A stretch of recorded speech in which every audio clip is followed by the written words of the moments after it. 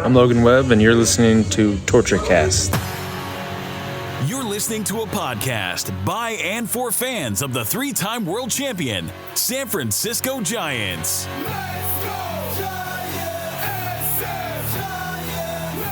With hosts Chad King and Eric Nathanson. This is TortureCast.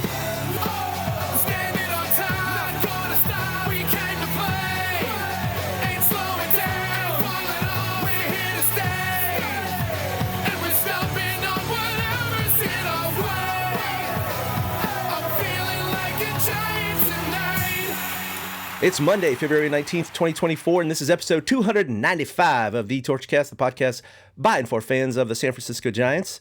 I'm your host, Chad King, and boy, we just had a nice, lively pre-show discussion, and I'm actually probably going to, you know what, I think I'm going to cut it and put it at the end for any 49er fans who want to listen to us kind of break down. No, we're not live. Not live. Okay, we're not doing it live. Thank you. Anyway, you heard the voices back there, but we got Willie Dills Gregory, who was very animated in the pre-show. Hey, look, we're 49ers fans. Eric's with us too. Yeah. He's a Bears fan, so he wasn't as animated. He got to watch it kind of third party. You know. But Willie and I were a little upset about a week ago. But anyway, welcome back to the show, Willie. We had a bad week, dude. We had a bad week. Okay. For anybody who doesn't know, I'm Willie Dills. Anybody who doesn't know who listens to this show, my birthday is February 4th. February 4th generally falls around the Super Bowl. So, usually my birthday is somewhat of a Super Bowl party. Now, most of the time, the Niners aren't in the Super Bowl. But sometimes they are. In fact, a lot of times recently, they've been in the Super Bowl around my birthday. So we always have this big fucking birthday party for me. And in my adult life, we always fucking lose. So there you go. So I'll just go ahead and do that, and I'll just leave it there. And we lost again, and it was still a very fun party. A lot of people came, bought me presents, bought me shots, bought me beers. We had a good time. But the week after was, it was a rough week, man. A bit of a hangover, a spiritual hangover. That's for damn sure. But Eric Nathanson's also with us, and of course, he's had a very long time since the Bears were anywhere close to relevant. I'm listening to you guys. Hold on a second. Wait a second. I'm like, oh my God, you haven't won a title in 29 years. Try 30 at least, years. At least the Bears, their quarterback they drafted in the same fucking draft that we got Trey. And we're going to trade him and go draft another I know. You guys are giving up on Fields. My franchise is inept. We can't even have this discussion. Fields is so funny. Dude, Fields is so funny because he's like, 1 week he's just the worst. And then the next week you're like, 5 touchdowns and fucking 87 yards. And you're like, this guy's the best. Yep. But I guess you guys are giving up, huh? I guess so too. I don't even know anymore. But you're right. Trubinsky time. You're gonna go. Like, he just got dropped. But isn't it weird to think though, Willie? Think about this. Growing up, you grew up. We all grew up during the Niners in the '80s. One of my biggest memories is losing to the Niners. I was a tiny child. You guys are right. I'm the youngest on the podcast. But remember that. Barely. But my point is, you're barely younger than me. My point is, you at least experienced, what it's like. Fans of the Niners, like Chad's son, the only thing they have to draw on is the Giants winning it all or the Warriors winning it all. They don't know what it's like to have the Niners be one of the premier teams in the league. I just talked to a kid tonight at the fucking bar. This kid, Alex, he was born in 93 or something. So he was like, yeah, man, I don't remember the Niners ever winning. And I was like, whoa. I was like, I remember we won 5 times, bro. And, I don't remember. I was 1 when we won the first one. Yeah, you don't remember the first one, but you were alive. But you're right, Eric. Like, there are a bunch of kids that only know heartbreak when it comes to the 49ers. But somehow they know, championships when it comes to the Giants. I mean, how backwards is that? Well, I mean, that's okay. I'll tell you.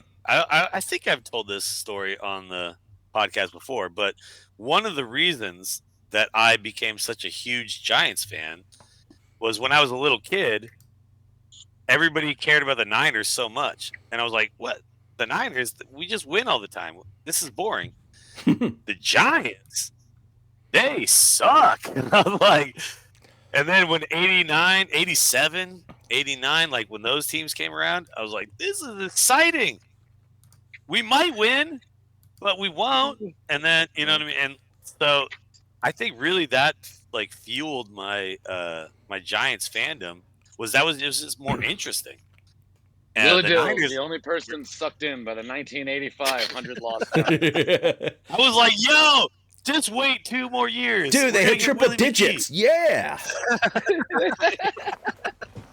Just you wait, man. Matt Williams, Will Clark, Robbie Thompson. Yeah, no. I told my son, he's 14, by the way, right? So, so the Niners, age, perfect age. Yeah, right. See, yes and no, right? And I'll explain why. So the Niners won their first one in January of 1982. So I had just turned 8 in November. So, and they won their last one when I was 21. So you have that 13. Yeah. So you have that 13-year window. He's really old. I was at a friend's house with a big wild, party, and I remember going, "Wow, this is cool, Super Bowl," and I have really distinct memories of it. You remember the catch against the Bengals and everything, and so. And that was before Jerry Rice, man. So crazy. In my formative years, right, between 8 and 21, those teenage kind of pre-adolescent, adolescent years getting to be an adult, I kind of grew up with the Niners winning those 5 world championships in like 13 years. So it was like every second or third year, right? They're on average they were winning. Yeah. And of course, like you said, the Giants were just, feudal through most of that time. Obviously they were really good in 93, but they didn't even make the playoffs because of, 100 wins and all that stuff. Though. Roger Craig, what a guy. 89, the World Series. I was sitting at my table when the earthquake hit, all that stuff happened. Dark. Holy shit, you remember Alvin Dark? Oh, shut up. Anyway, so my son, he's 14. But when the Giants finally broke through in 10, 12, and 14, he was 1, 3, and 5. So, again, he remembers, we have pictures of him being 5 years old, going to see the 3 trophies and all that stuff. But he didn't really get to experience it. Now he's a big Giants fan, and he's like, the Giants suck. This year, I got season tickets for the Niners, and I just really fully indoctrinated him into the culture, of the 49ers. And he went to like 6 games with me. We went to the NFC Championship, which was just an epic experience. Just absolutely the best football game I've ever attended, right? Biggest comeback ever. His jersey, he's got Red Sox black pants on. The whole thing during the Super Bowl is just me and him and my wife watching it. Just the 3 of us. We had a whole Super Bowl party, and he watched every goddamn play with me live, and I was so proud of him. And what was so cool is that even though it was just a depressing ending, right when Mahomes had that little corn dog play to seal it, I turned off the TV right away, and I just sat there. I didn't break the TV or anything. Nice. And my son stands up, takes his 49ers conference championship hat, and just chucks it on the ground, stomps off, goes upstairs, and I hear the door slam, and I'm like, attaboy. Yep. I was like, yes. You're like, you know what? That's it, baby. See, this is the thing. You know what, Chad? This is important. He needs to feel this. because when we do win it, it's going to be so fucking sweet. So you know what I mean? He was like, I don't get it. This whole year, all the games that we went to, all the merch we bought, and the amazing NFC Championship game, and it's all wasted. It just means nothing. And I was chuckling. I was laughing. I'm like, look, I know when you get all the way to the mountaintop, you think it's yours. And they had the game in their hands multiple times, and they made crucial mistakes. That's what they did, right? Yeah. And the Chiefs outplayed them. Mahomes outplayed them in the end. And that's just what happens. I said, you're 14 years old. You've been a diehard Niner fan for a couple of years. That's it. I said, I grew up a Giants fan, and they just could not break through until 2010 when I was, almost 40 years old, dude. So think about that. I waited almost 40 years to see that, right? And I'm Giants before Niners. You know what that was for me? You know what that was for me? Okay. Well, that happened a few times to me. But obviously 87, big deal. But 89, losing to the fucking A's. Yeah. The stupid-ass fucking Giants A's split hats. I fucking hated those. But then 93 was really the fucking one. Yeah, that was bad. That hurt me so bad, dude. 103 wins. What could have been with And that then- team, right? Well, it's like Yeah. you said, Willie. You were at that age. I was 14 in '93, so that scar is going to live forever. Yeah. Mm-hmm. Yeah, I was 13 because I'm the youngest on the Exactly. podcast. But okay. But here's the thing, Chad. Your son, now he has the fuel, Mm-hmm. right? So, you know what 2010 was for me, and I'm sure it was for you guys too. It was the biggest goddamn release of pent up, just waiting, watching this team so many times. And baseball's, football, yeah. Now there's 17 games, football 16 games, whatever. Baseball, 162 games every year, day in, day out, watching the team. When you don't get it done, you really feel like you've invested so goddamn much. But 2012, so 2010, I did not watch every game. 2012, and I tell this to people all the time. This is the first time in my life I watched every fucking inning of every game in 2012. That year, like I had DVR for the first time. You know what I mean? Like I had it set to record every game. I came home every single day. The game was recorded or it was live, whatever. I watched every single pitch of every single game that year, 2012. And that year to me, more than 2010, because 2010 was amazing, but 2012 was like,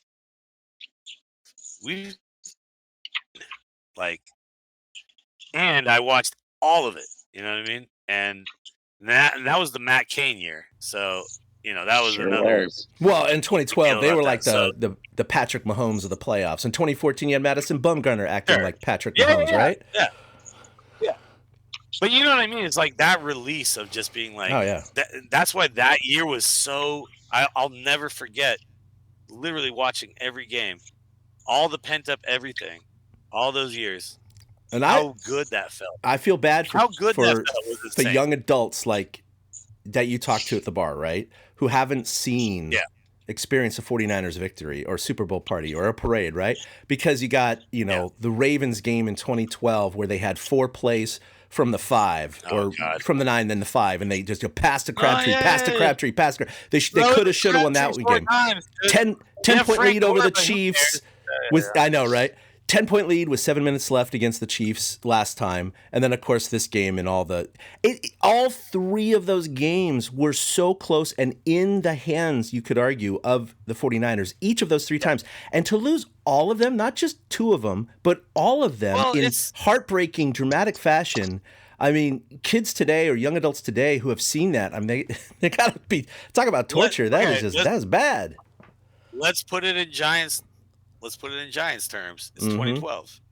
This is 2012, 3 straight times, right? 2012 was so heartbreaking, right? But the Niners have done that 3 times in a row. Yeah. Like, had the game. The last time we played the Chiefs in the Super Bowl 4 years ago, up 10 in the fourth quarter. Yep.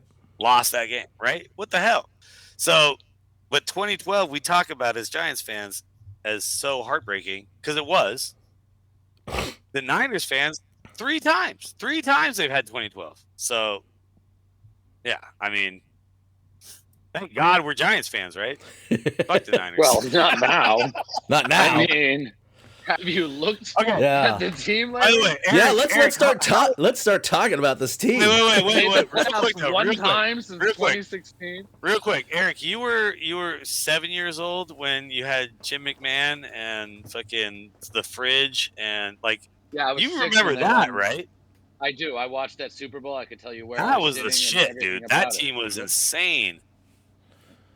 I even remember getting to stay up late to watch the Dolphin Monday night game when they lost because it was, special. My dad let me stay up and watch that game. But, yeah, that was my introduction to the Bears. You want to talk about Noah? I mean, of course. Why wouldn't you be a Bears fan after that team? Like, that was insane.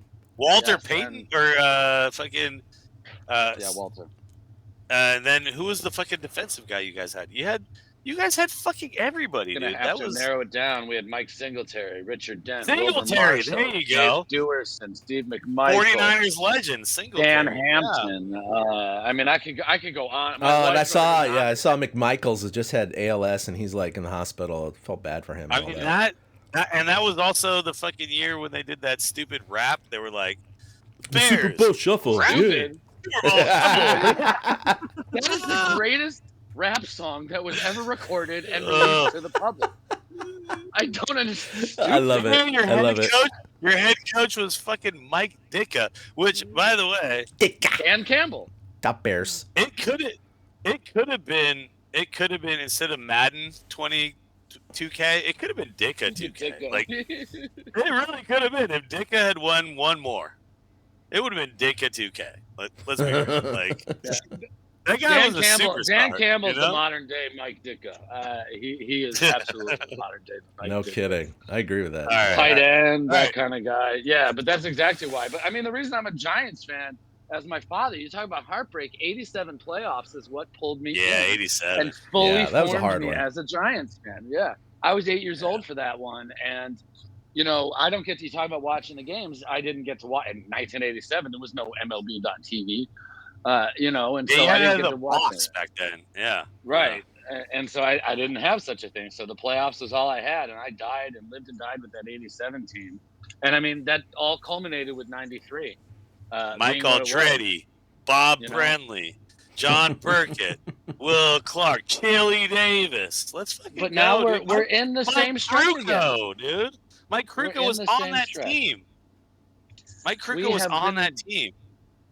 The Giants have been in the playoffs one time since 2016. Joel Youngblood. Let's fucking talk about it. Kevin Mitchell. How pathetic is that? Greg Minton. Bob Melvin, our current fucking manager. Okay, let's talk about the new team. Let's talk about our current team. Bob Melvin was on that 87 team, by the way. I know. Yes, he was. I'm not even fucking with you. He was on that fucking team. He was a catcher on that team. Know him well. Look, we got a new team here with a bunch of new faces, and let's start talking about it. I'll go ahead and pop in the pre-show discussion at the end, but of course you just got a nice little beginning of the show discussion about the 49ers there. But hey, at least give you a little perspective. This is the 49ers podcast. Yeah. I mean, with the Venn diagram of Niners and Giants fans, there's a decent overlap, right? There's oddities and outliers like Eric, where you're like, what, Bears? But then you go, oh, he grew up in Chicago. Okay, I get it. Well, so Eric's a really interesting fan. I love how esoteric Eric is as a fan. Giants fan, Bears fan, also Cubs fan. I mean, but then kind of, yeah. I don't know. Well, and now you're a Golden Knights fan, right? Oh, very much. Let's go. You're all over the map. The Blackhawks. Yeah, we totally. Why not? The Blackhawks. Okay, so are you Bulls then for basketball? I mean, really nothing NBA at this point. I'm really nothing at this point. I grew up watching the Bulls, and the Michael Jordan Bulls in the 90s are the greatest team I've ever seen in any sport. But I don't care. I don't care anymore. I don't care about basketball anymore. I just don't. I don't. That'd be like if the Sharks won the Stanley Cup. I'd go, oh, I mean, that's cool. I'd be happy for them, but it must be nice not to care about basketball because I fucking care a lot, and and this Warriors team is so goddamn frustrating. All right, 10 minutes about the Warriors. I'm just kidding. Let's. No. Steph Curry the goat, and we'll move on. All right. Well, hey, look, guys. Actually, wait. Hold on. Wait. Yeah. One NBA hot take. I watched the goddamn fucking All-Star game last night. It was boring as I'm shit. sorry. I'm sorry that you did that. Why? Well, I was working. I was on. Okay. So, all right. I get it. I do that at work. Yeah, but I'll tell you this. They got to do something with that All-Star game. Like 211 points or whatever. It's stupid. They're trying, but so what I posted on Facebook was, here's my idea.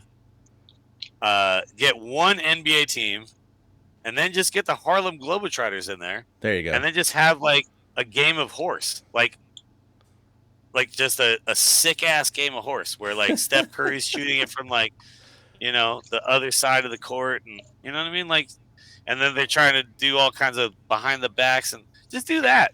Nobody cares about watching these guys not give a shit. I mean, right? like that's what they finally did with the Pro Bowl, right? They got rid of it and they just made it a NFL, skills the competition. NFL, Skills competition. and I don't watch it at all. It's stupid. Like I don't watch it. Like flag football, okay, don't care.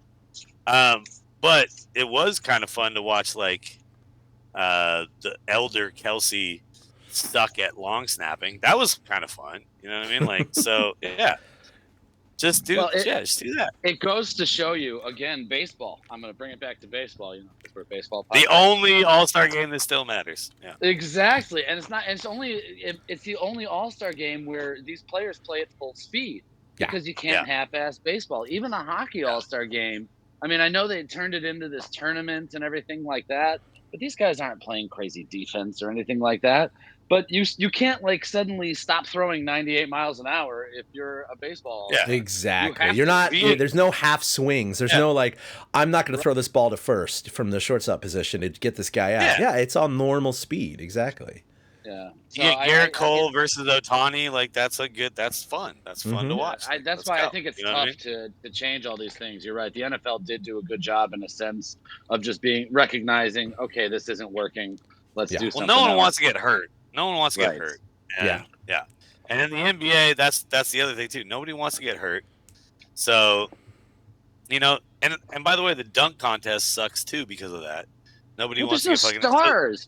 The guy that won it plays for the Osceola Magic. I'm the only one of us that knows where Osceola is. I mean, LeBron James never did the dunk contest. Michael did. Never. Yeah, never. It's weird. I mean, the dunk contest was sick because of Dominique Wilkins and fucking Michael Jordan, right? Yep. That was why it was cool. They put it on the map. They did. And then now the best fucking Jason Richardson. Let's fucking go.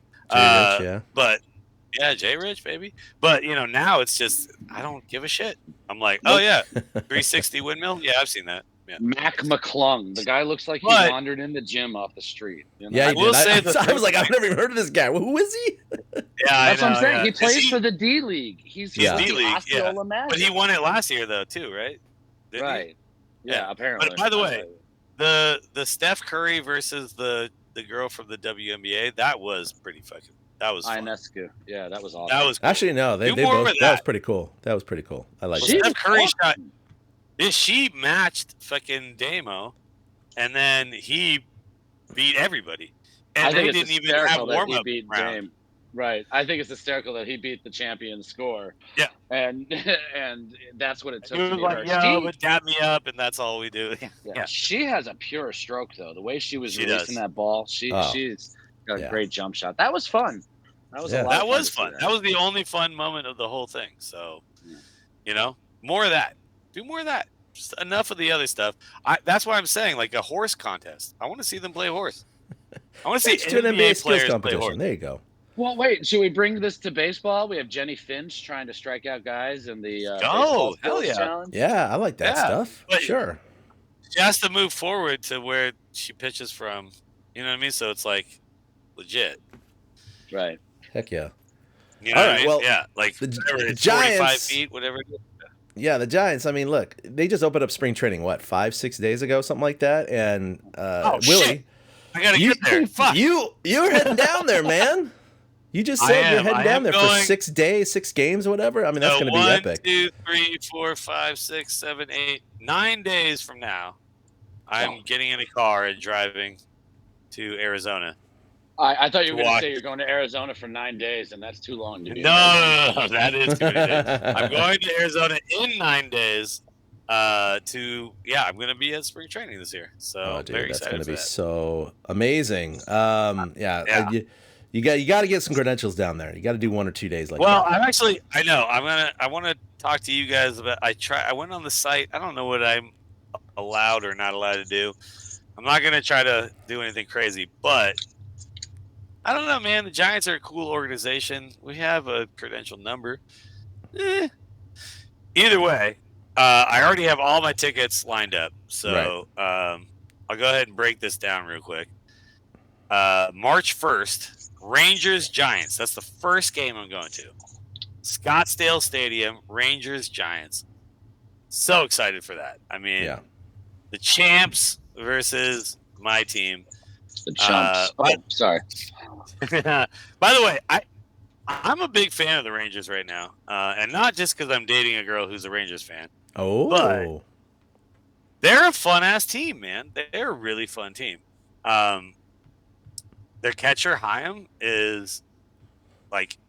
Do you ever make her talk like Bruce Bochy? I think our catcher is better. Well, yeah. I mean, and they got fucking Bruce Bochy. Jesus Christ. Oh, my God. But, no. Look, I pick our catcher over Chaim. I do. I mean, I wouldn't. People might think that's crazy. Okay, he has more pop. He's a better hitter. But defensively, we got the guy.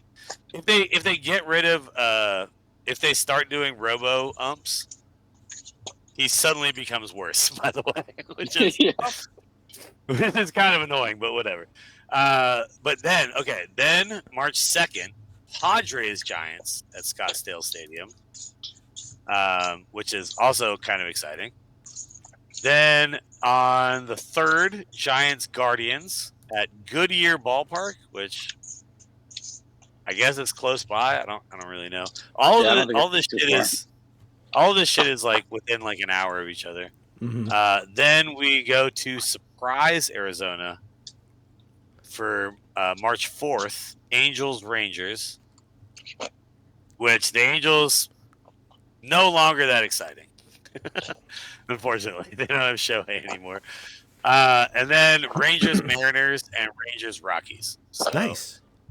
There you go. I got 6 games locked in. One of the games we're actually doing like some sort of luxury box thing, which is crazy because it was like $75, I think. But it gets you all you can eat and all you can drink is what it said. But I'm like, that can't be right. Is this for the Giants or is this another team? Well, because I'm meeting... So the girl I'm dating is a Rangers fan. So the Giants play in Scottsdale. The Rangers play out of Surprise. Mm-hmm. I think the one I'm talking about, the box thing, is in Surprise. I think that makes sense because no, because I think I went more than 10 years ago. Mariners game. Peoria Sports Complex is what it is. Okay, yeah. Peoria Sports Complex. Yeah, but apparently it's this like box where like essentially we're gonna be in like a luxury box, but there's probably gonna be a shit ton of people in it. I don't really know. Either way, I looked at the tickets and I was like, $25 to sit in the stands or $75 for like this, luxury thing. I was like, yeah, I'll take that. Let's go. Yeah. The Giants have that in Scottsdale, the Charos tent down in the right field pavilion area. Right. I've done that several times. Right. And back in the day, it was like $100. It was still worth it because I drank my weight in beer. Bring one of my right behind me, right here. I've got this media credential sitting behind me with my picture on it. It says 2022 daily, but I'm just gonna put it on. I'm just gonna put it on and see if I can just gonna see if I can walk into places. You know what I mean? Like, yeah, I don't think that's gonna work. We'll try it. Yeah. There you go. If they say no, I'll be like, "Oh shit, that's the wrong one. I grabbed the wrong one out of the." They're like from 2 years ago, really? Yeah, look, man. I'm a media guy. I have so many of these. I just grabbed the wrong I'm a media guy. Come on, I'm walking here. Yeah, let me in. You know what I'm saying, Chad. You know what I'm saying. You finesse it. Well, go grab a, on that media site. Go ahead, just you grab a day. Let's see if you can just pop in and say hi. Whatever, just do something. Well, that'd be kind of cool. I will say this: I have 2 things that I really want to do. 2 things. One is I want to play a game of pool against some fucking baseball player. I don't care who it is. Like after the games are done at some Scottsdale bar, I want to play pool against some baseball player. So I'm pretty sure I can make that happen. That shouldn't be that hard, right? They're all hanging out. You know what I mean? Like I know they're working, but they're hanging out. And then the other thing is I just want to meet Pablo Sandoval and make up a handshake with him. There you go. Yeah, he's got one for everyone, man. Yeah. That's good shit. Well, so there you go. 2 things. That's all I care about. 2 things, and then watch a lot of baseball, eat a lot of food, drink a lot of beer, chill. That's all right. it. Well, now that some of our listeners have fast forwarded about 30 minutes, welcome to the Torture Cast. We'll start talking about the Giants. Hey, look, let's talk about, we haven't recorded since early January. So obviously the biggest elephant in the room in terms of signings is Jorge Soler, who they just officially signed a couple of days ago, but we knew for about a week or so. 3 years, $42 million. I mean, he led the American League in home runs with 48 one year. He was a World Series MVP with Atlanta in 2021 with 3 homers in 6 games. He had his first All-Star appearance last year with the Marlins, hitting .250, 36 bombs, 75 RBI. And look, $42 million over 3 years is not too bad. I mean, that's like Jock Peterson territory. Yeah, it's not crazy. That's like Jock Peterson, what he got, right? He was getting 18 mil last year. So to me, he's an upgrade from Jock Peterson, even though he is going to just primarily be DHing. But I'm happy with this move. They have that power gap. He's going to be primarily DHing.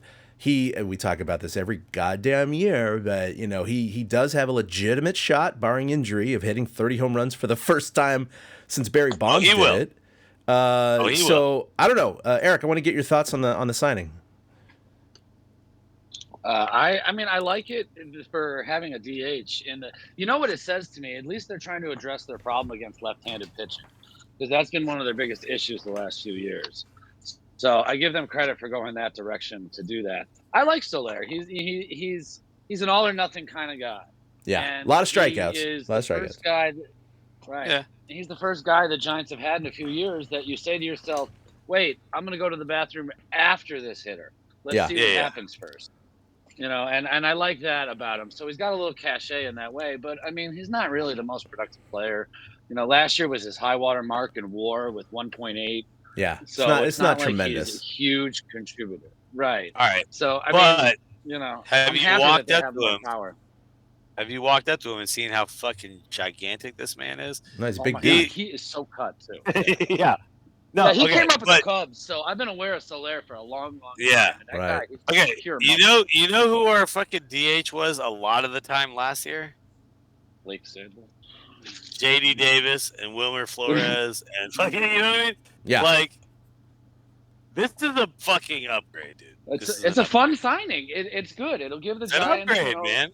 Some offensive production, and it'll make the fans happy. I mean, he's still not, a guy that's really going to draw anybody to buy tickets, but at least they'll stay in their seats when he comes to the play. Well, yeah, you're right. Nobody's going to buy a Soler jersey, but yeah. No, they're going to buy league jerseys. That's our okay. That's our he marketing. could become like a milkman type of like thing here. I really think like once San Francisco sees this guy hit, once he hits like a fucking bomb, everyone's gonna be like, "Oh my god, okay, I get it." Like I do think he's that guy. But you're right. Yeah. He gets injured a lot. He strikes out a lot. Whatever.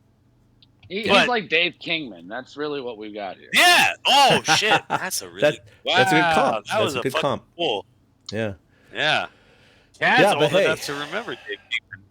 Yeah, he saw him play as a rookie. Chad, what was it like to cover Mel Ott back in the day? Oh, Chad's got his rookie card. Yeah. Oh my god. Yeah. That is so bad. Oh man. I'm usually getting all this crap at Giants chatter. It's nice to give it to somebody else. I know.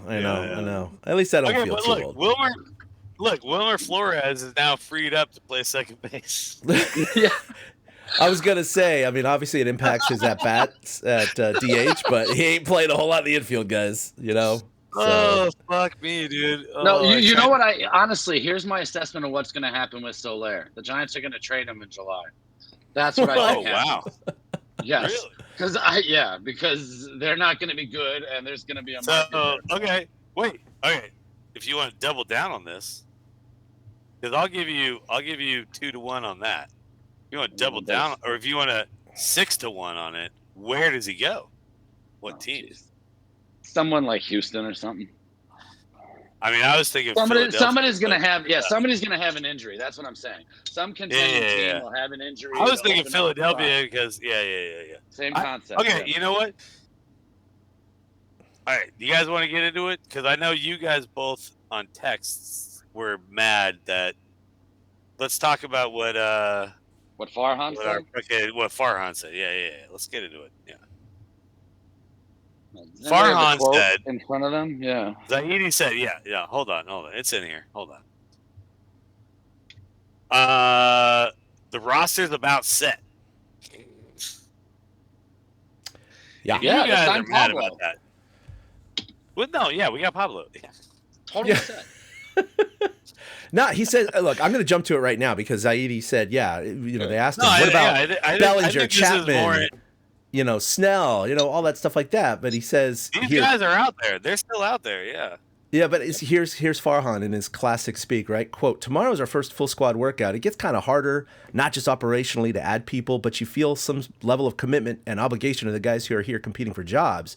It's a little bit more disruptive to add at this point, and anybody who is a free agent, we've theoretically had 3.5 months to figure out a deal, and if it hasn't happened yet, at some point, organizationally, you just have to turn the page and focus on players you have in-house. You never rule anything out, whether it's now or May or June or whatever, but at this point, it's just where the calendar is. Obviously, it takes any further additions unlikely, or it makes any further additions unlikely. But again, we'd never close the door on this entirely.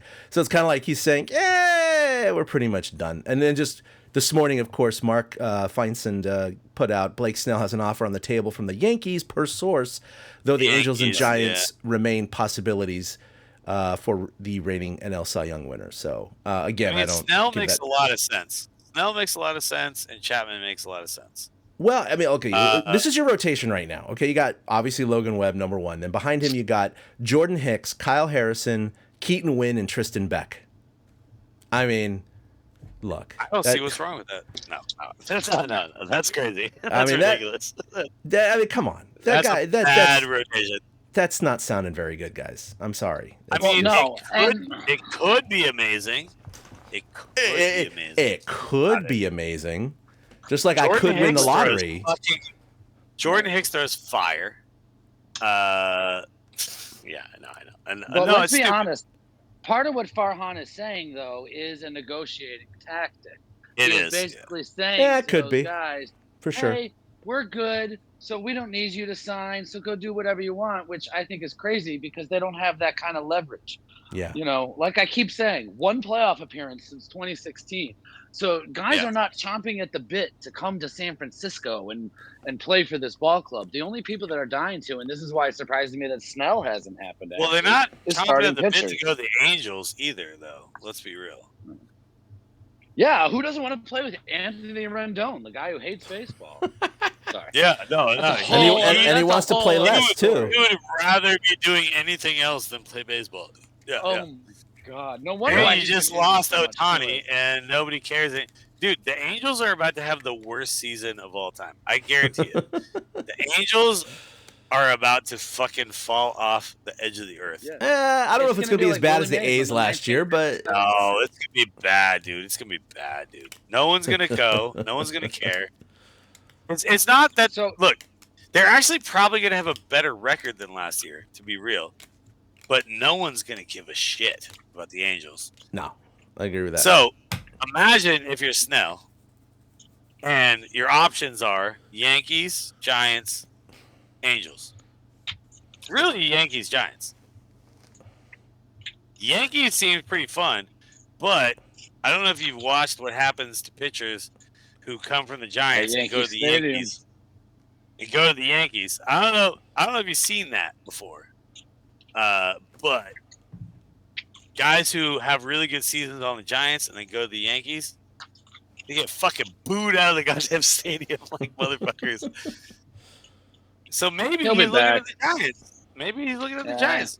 He'll be back. Rendon is fucking. He's I don't know. Okay, so you guys are both with me. You don't believe Farhan when he says we're set. No. You guys agree that he is still willing. He's not set. No, I mean, is this just? He's never done. He's never done. Yeah. No, he's got to fill out the end of that roster over and over again. So here's the Major League Baseball fucking has a big problem right now. And that's that there's one fucking guy who kind of controls the whole goddamn league, and it's Scott Boras. And it's bad. It's bad for business. It shouldn't be that way. But he's kind of running the whole goddamn show. And he's also, I mean, he has too much money. Just go away, dude. You're done. You made enough money. You're fine. Just live on a yacht for the rest of your life, dude. But for whatever reason, he still wants to fucking control this shit. Yeah. But in my opinion, what the Giants are looking at, and I don't know if you guys saw the infographic, teams that have spent the most in this offseason. Oh my God. Dodgers, Obviously. $1 billion and whatever. The Giants are second. I'm glad you brought that up because I saw that yesterday. That's a good point. And it blew my mind. I was like, you got to be kidding me. What have the Giants even done? I mean, we have listed here. They got rid of Ross Stripling. We got a sick-ass Korean player. They signed Jordan Hicks and Jorge Soler. I mean, what else have they done? What about that catcher, that backup catcher? Tom Murphy, yes.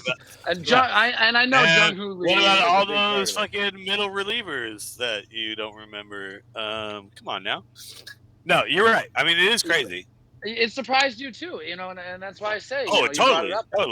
That's a good point. It's like when the Giants come in second and spending in an off season, I want to feel inspired about the upcoming season. I want to feel good about how the team looks.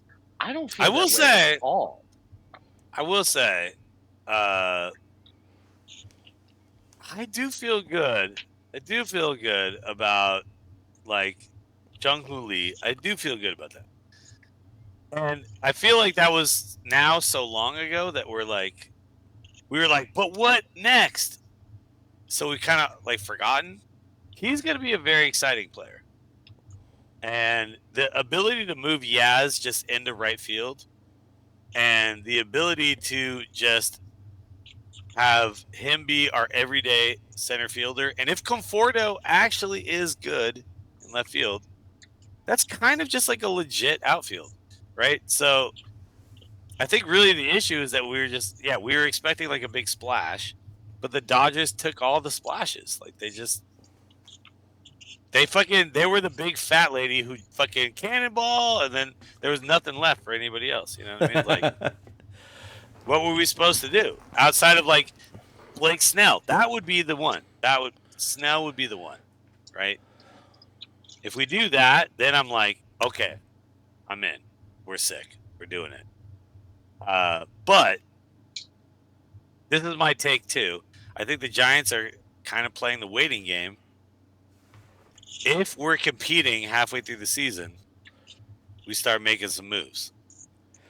If we're not, then we just kind of, we start putting all the young guys in. You know what I mean?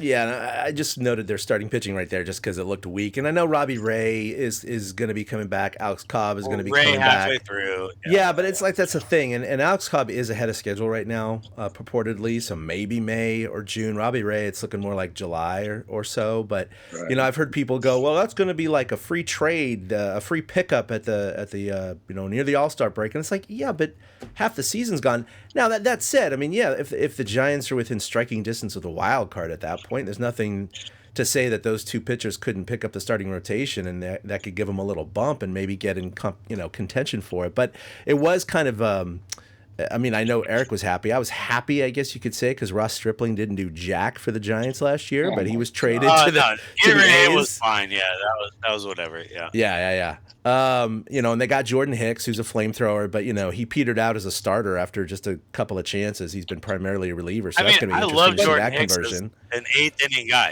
inning guy, he's insane. A starter? That's not what they're doing. Yeah, I know. They're trying to make him a starter. Yeah, I know. That sucks. But a little worried about that. Okay, but guys, imagine at the deadline, we're 7 games out of the Dodgers, but in the wild card, right? I think that's kind of what they're looking at. I think so too. And I gotta be honest. I think that's the logical fucking move right now. Like if I was playing, if I was playing out of the ballpark and I was trying to put a team together up against a Dodgers team that spends $1 billion on two guys, the best possible Japanese players you can get. I don't know, man. I might look at it a little differently. I might say I can't just sign everybody. We might have to just finesse it a little bit and try to just hold on, and then at the trade deadline reevaluate where we're at and decide, are we buyers or sellers? And then we'll see. We know we're going to have Logan Webb. That's our guy. We know we're going to have Patrick Bailey. That's our guy. Now we know we're going to have, Lee. That's our guy. Like there's a couple guys in there. The rest of the parts are all fucking moving parts, man. They're all you can plug and play. So I don't know. It's just, I have to just understand like that they got put in a really bad situation being in the National League West. So. Yeah, I mean the Padres are not going to be as good. The Diamondbacks, I mean, look what they did last year. Only 84 wins, but they're legit, I think. So yeah, I mean it's going to be interesting. There's so much more that's going to develop, in spring training. Again, you already have injuries. You have Alex Cobb, hip surgery. Yastrzemski with his shoulder, he's going to be limited to begin camp. But he'll probably be okay. Austin Slater with his elbow, he's still recovering from off-season surgery. You got Reggie Crawford, who's, he's not slated to make the bigs this year. Oh, by the way, did you see that, even though he was signed as a two-way player, he's given up the hitting and he's going to focusly on pitching. So, that's taken off. That's right. I mean, it's fine. Not everyone's Shohei. No, we're not all Shohei here. Okay. Yeah. Apparently he wasn't even, Max Joe Sablotnik when it came to hitting. Sorry. Yeah. Well, okay. So I haven't been on since you guys have talked about Bob Melvin, but how do you guys feel about the fact that I think Bob Melvin can take a team like this a little, like, I know we talked all about the platooning and all that stuff, and it worked for 1 year when we got 107 wins or whatever the fuck. What was it? 100? Yeah, 107. You were right. I got 107. Jesus Christ. It was that? Yeah. God, that's so many. I know. It seems so outrageous now. Especially for this team. Yeah, I know. But I think Bob Melvin can get us like 95, like 94. You know what I mean? Like losses? Having the same guys. Yeah. Oh, Jesus Christ. I'm sorry. I'm trying so hard, but I am not positive about this upcoming season. Go on. No, I get you. All right, you know what, Eric? I love this. I love when you're fucking negative Nancy when it comes into the season, because that's what I know that we're gonna win it all. You know what I mean? That's. Yeah, I think this. We talked about this. Beat those Rockies. Let's beat those Rockies. Bob Melvin, I think, is a manager he's the kind of manager that's going to, when you look at his managerial war, maybe you're talking about like a 3 or 4 perhaps over a Kapler, maybe. That's just my own opinion. And so, the Giants. I mean, that's fair. They won 79. That's a good way to look at it, by the way. So they win 79 games last year, right?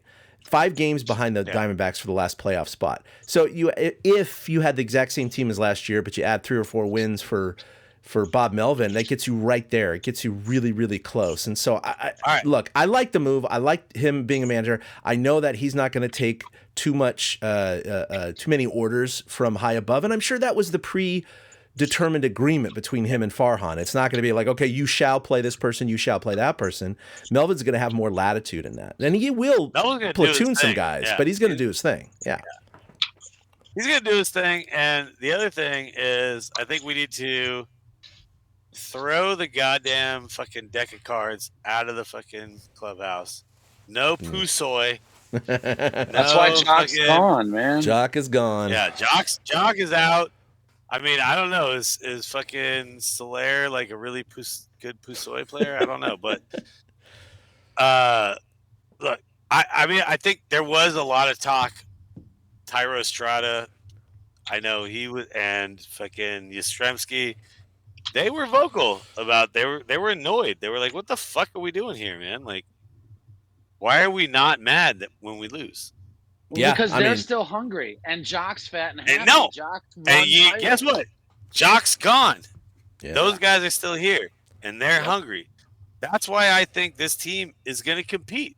I agree with you, Eric. This roster doesn't stack up against the rest of the West. I think technically we're the 4th place team in the West. If you just straight up look at the roster. But baseball doesn't work that way. The Diamondbacks were not supposed to be in the fucking World Series last year, right? Well, neither were the Rangers. I mean, for real. Yeah, exactly. Baseball doesn't work that way. It's not like basketball. It's not like, it's not like any of these other sports. Baseball is a completely different animal where, chemistry, timing, luck, all this shit, and just like sheer fucking force of will matters more, I think, than other sports. One of the reasons why I love it so much. When you look at football, it's like, yeah, of course, who's gonna fucking beat, the Chiefs with the best quarterback in the world? The Giants had the Giants had Barry Bonds for 13 years. Never won. Right? Baseball doesn't work that way. Yeah. So it's a different animal. And this is why I think it's so interesting. It's I think about it all the time. Like, I mean, Chad, I know you play. Eric, I know you umpire. And I know you used to play too. Like, but when I was pitching, and I knew that my fastball wasn't really that good that day, right? But I knew that my curveball was kind of okay. It was just funny because I could just watch, like I could just be like, man, if I throw my fastball, this motherfucker destroys it every single time. But my curveball just misses the bat. You know what I mean? And it's just one of those things. It's like every day is just a different day. And you really never know how it's going to shake out until you're actually out there on the field doing your thing. Yeah. And I really do believe that this Giants team has a collection of weirdos and interesting guys. I'm at least down for it. Like, they can win any day of the week. And I do agree our rotation is ass. That's, I think, the biggest problem. And traditionally it every day I'm hasn't gonna been, tune in.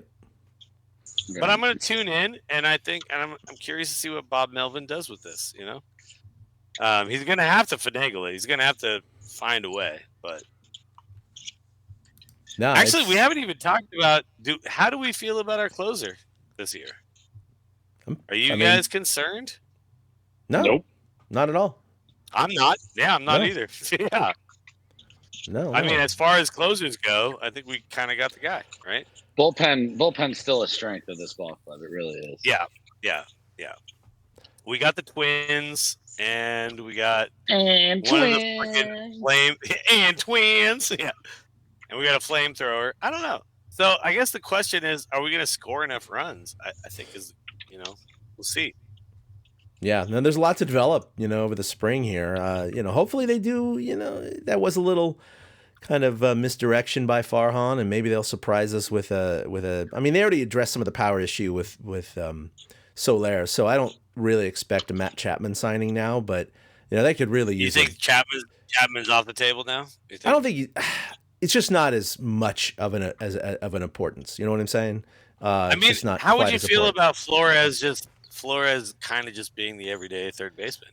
He hit 22 home runs last year. He led the team, and he didn't even play full time. I mean, the dude has some raw power. We still have JD Davis, by the way. JD Davis. Well, that's what I'm saying. The infield's a little crowded. We don't have like superstars, but it's crowded. It's a crowded infield, and so there's if they sign someone like a Chapman, someone's going out. So, and that's the thing. Like, who's the odd man out? That's actually an interesting question too. Where does Lamont Wade fit into this team right now? Right.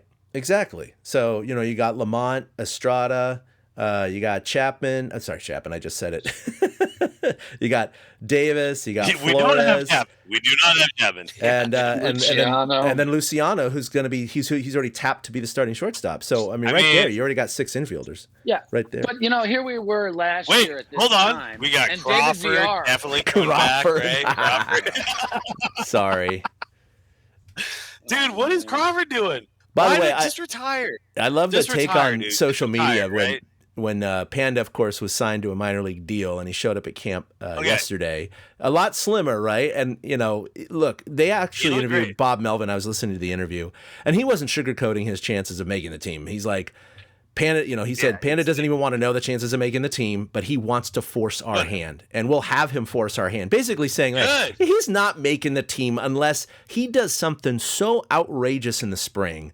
They have no choice to put him on the roster. So if anyone thinks that he was signed runs every day, it's got to be something stupid. Suddenly he's like blazing speed around the paths. It's like, okay, this isn't happening. And a lot of people are upset that, well, why did we sign Panda and not Crawford? It's a totally different deal, guys. Panda wanted one more shot at the major leagues. He was willing to take a minor league deal. He might not even take an assignment to AAA. By the way, he just wants to hang out at spring. Yeah.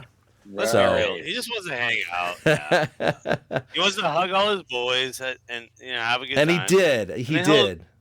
Yeah, and he'll go right back to fucking. So one of the nice things about having the media access is that every day during spring training, they send a link with a Dropbox link of all the photos and videos they took of spring training that day. And so I was looking at them today, and it's pretty cool. It's just raw footage of, guys pitching, throwing, Panda coming in and hugging everyone. That's exactly what happened. Some cool photos and stuff like that. So it's pretty neat to kind of browse through that stuff. Well, I mean, you noticed that there was the guys that he used to play with, or there's a couple still there, which is wild. Like he did play with Yaz. Yeah, he had a long embrace with Logan Webb. He had a long embrace with Yaz. Yeah, Logan Webb. Yeah. There's not that many, but there's a couple. There's a couple still left. Okay, so here's my Brandon Crawford hot take. He should just go to fucking Toronto, and then the Brandons just they can continue reunite there. in Toronto for 1 year. You know what I mean? Have fun eating poutine and hanging out in Canada, and then right off into the sunset. I'm annoyed that Crawford didn't just retire, because he had his moment, dude. He had the whole thing. Like, we did it. He's just not done, man. He's just not done. Why? Why though? Okay, you know what, boys? In 3 episodes, I think I'm probably washed in 3 episodes. I think I've been doing this for a while. In 3 episodes, I'm gonna do like a tour around my computer, and then I'm just gonna wave goodbye to everybody. That's the way to go out. You know what I mean? Yeah. Yeah. And by the way, Panda said this is not a retirement thing, right? Like Sergio. What if all of a sudden I came back and was like, no, hold on, I'm on Giants Pod now. Like. How lame would that be, dude? Well, and by the way, just to let you know that Brandon Belt is a free agent right now too. So you got the Brandons. Really? He's not. Yeah. He's not actually on a roster. Correct. Nope. He is not on a roster. Honestly, I don't know if you guys also saw this infographic. Top 10 first basemen from last year. Brandon Belt was like number 8. He had 19 bombs and 300 something at bats. I mean, he's actually not washed, dude. Brandon Belt 54. It was a total. Brandon Belt is actually still a good hitter. Yeah, no, he's fine. Yeah, when he plays, I think he has at least one more year in him. Well, yeah, of course, he doesn't get hurt. Well, his WAR was higher than Jorge Soler's last year. So there you go. How about that? Wow, let's go. Yeah. I mean, let's give him 3 years, 42. Yeah, exactly. That's the thing. It is weird when you think about that, guys. Like, he had 19 home runs, hit 254, 43 RBIs, but he only had 339 at bats. But his WAR was still higher than Soler's. It's kind of funny. No, we all know how good Brandon Belt is when he's on. Yeah, he's insane. All right, I got one more question, and I'm gonna let you, Chad, just take it out.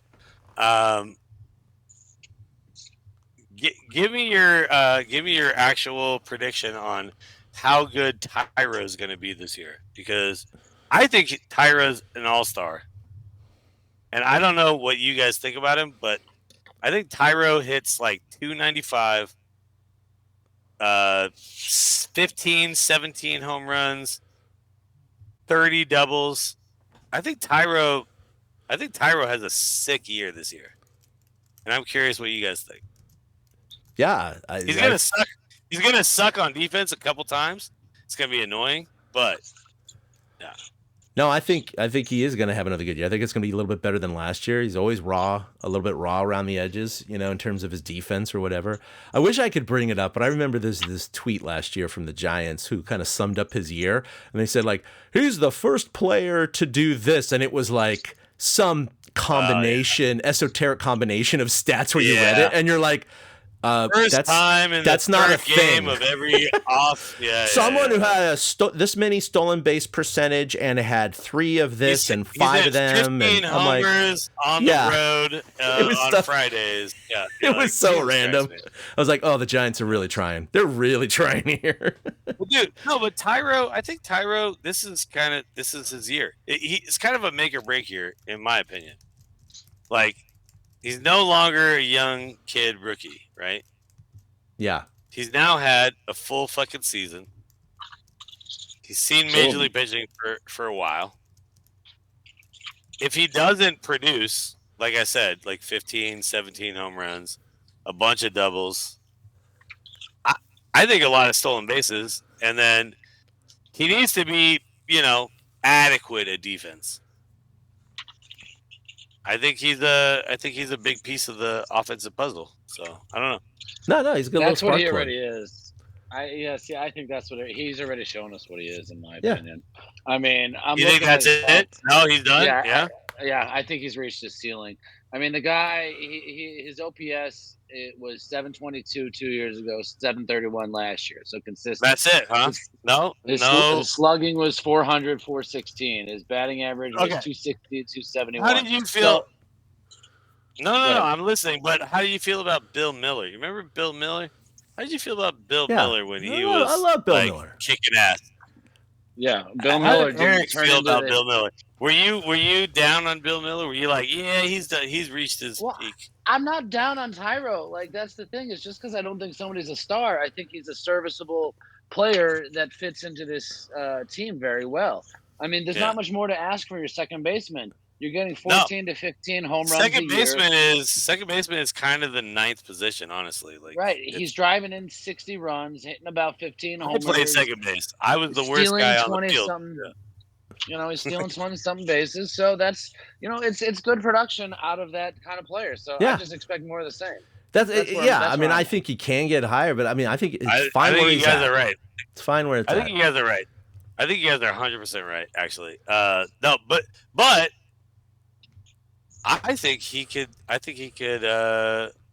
Exceed that. Okay, now.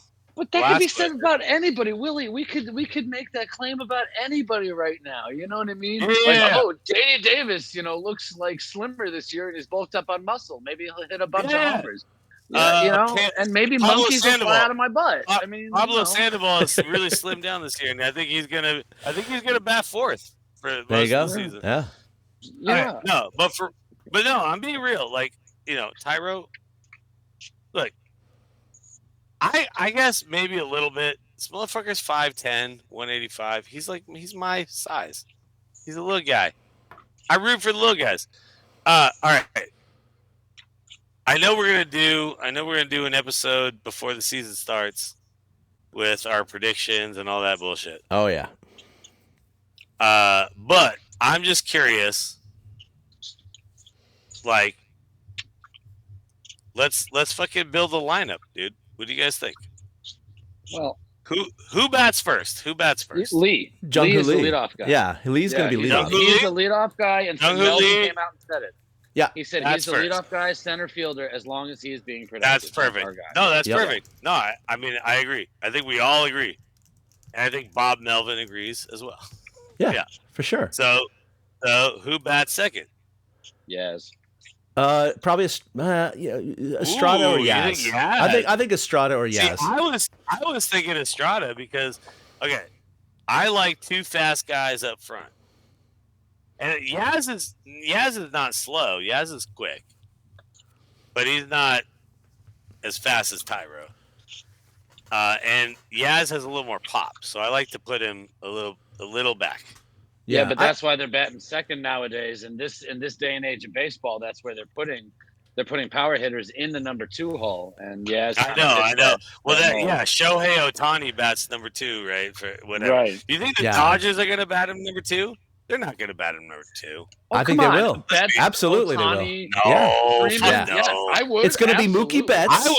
And then Ohtani, absolutely 1-2. That's going to happen. You're not even going to lose a game this year. Okay. If you have Mookie Betts as your number 1, then yeah, it makes sense. Yeah, but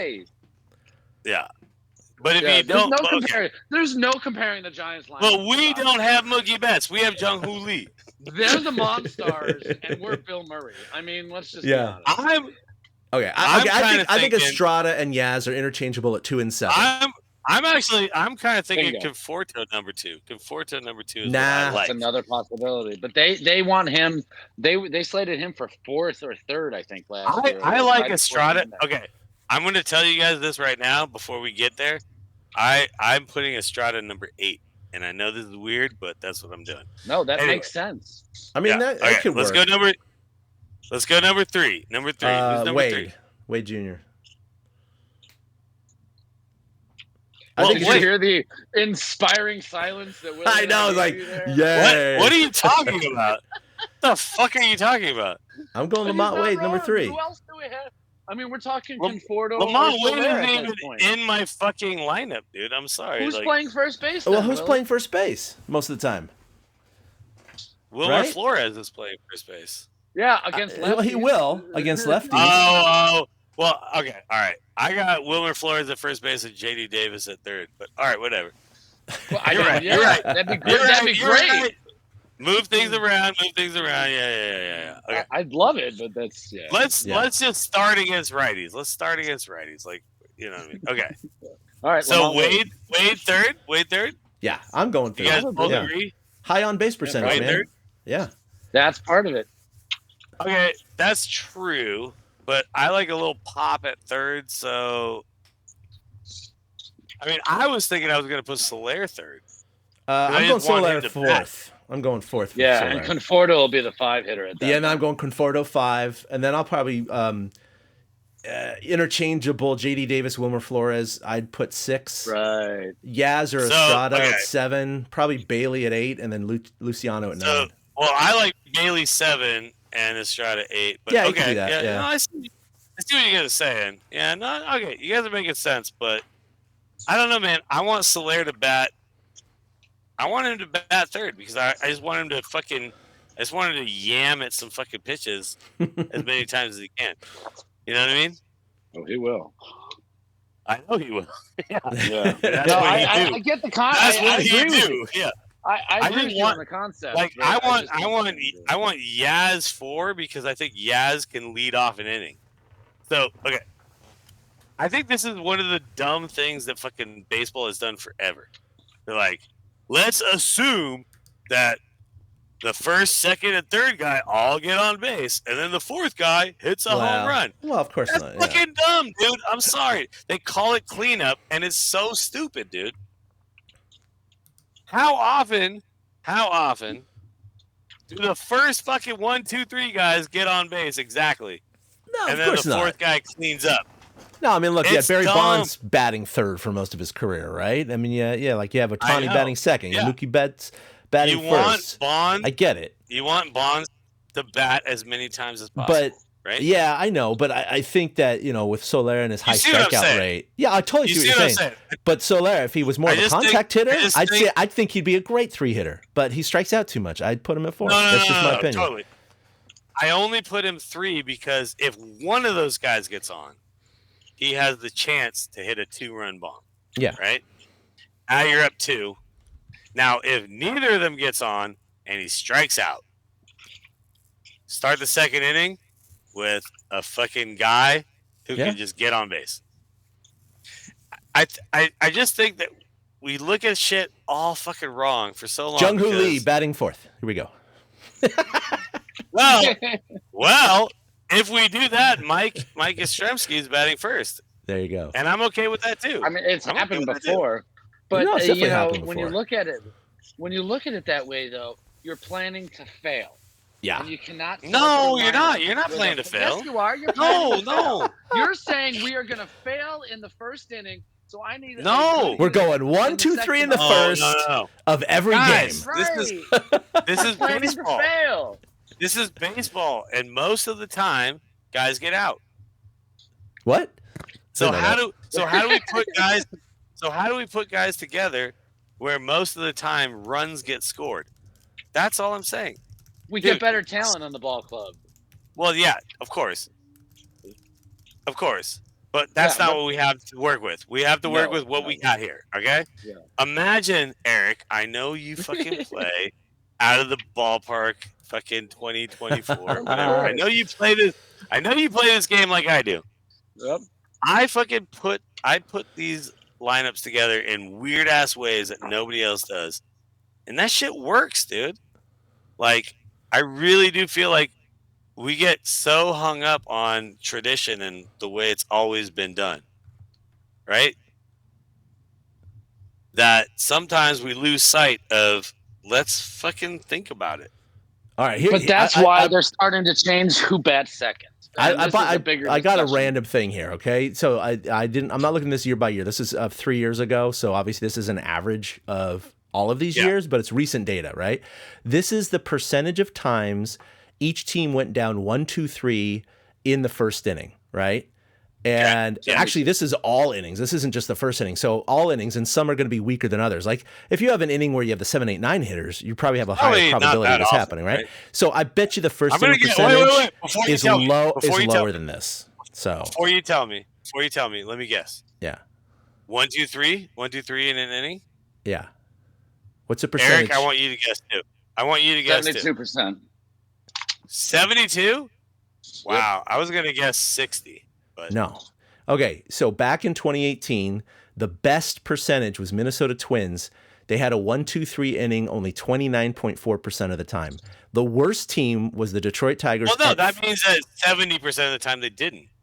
Oh, yeah. Oh, is that what you guys were answering? Yeah, so okay, gotcha. Yeah. Oh, I thought it was the other side. Okay. Yeah, so Eric was closer than me. Yeah, and then Detroit was the worst at 39% of the time. They went down 1, 2, 3. Now you figure the first inning. 60% of the time they didn't. Yeah, correct. 60% of the time. So my argument there was like, let's just say the Giants were 1 out of 3 innings, they went down 1, 2, 3. But in the first, it'd probably be slightly better. But in the first inning, 2 out of 3 times or higher, you're going to get a runner on base. So you're rarely going to have that where the fourth hitter comes up in the second inning. 60% of the time, your fourth hitter is going to come up in the first inning. I think higher than that. If you're the worst team, the Detroit Tigers. Okay. Right? Yeah, maybe. If you're the worst team, 60% of the time your fourth hitter will come up. In the first inning, yeah. So now let's think about that. Like, so it blows your argument out of the water, Willie. No, not really. Not really. Yeah, it does. It totally does. You were saying it doesn't. Have another leadoff guy in the second, and here we're saying it doesn't. It doesn't blow. No, because your second leadoff hitter is a guy with pop who could also be a leadoff hitter. It doesn't blow my argument. No, it come totally on, does. settle down. No, settle down. It totally does. It's not. I'm not saying we put